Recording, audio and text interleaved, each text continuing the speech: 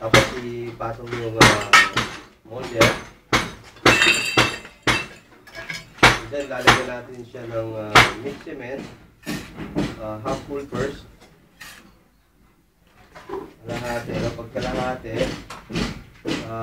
using the wooden stick, compact natin yan. Okay, compact natin.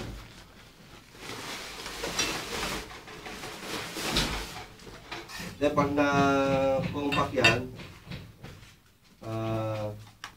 ilalagay na natin yung metal pipe. Tatlong metal pipe. No? Insert the metal pipe. Tapos dadagdagan din natin ng mixed cement. Then papasagyan ng wooden stick.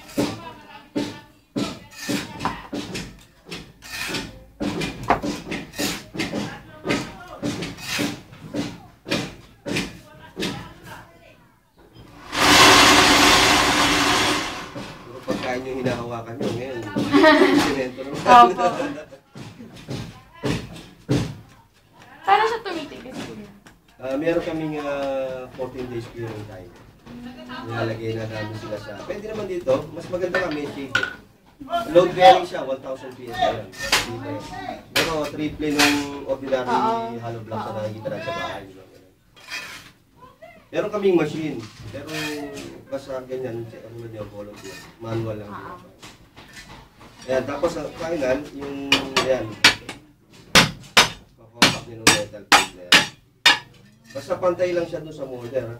Para hindi siya, kasi pag tumaba siya, hindi siya maililay na maayos.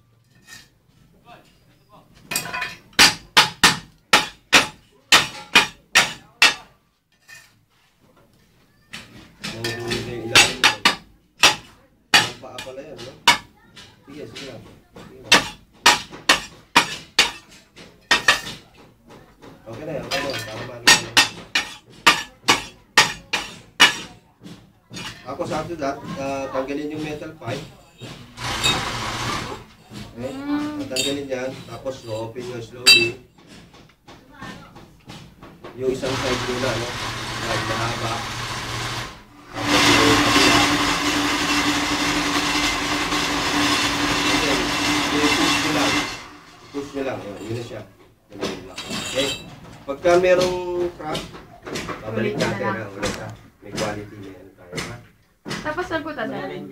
Kahit kailan na sa tabi, Ay, ano na po? Para nakita niyo yung gagawin ginagawa niyo.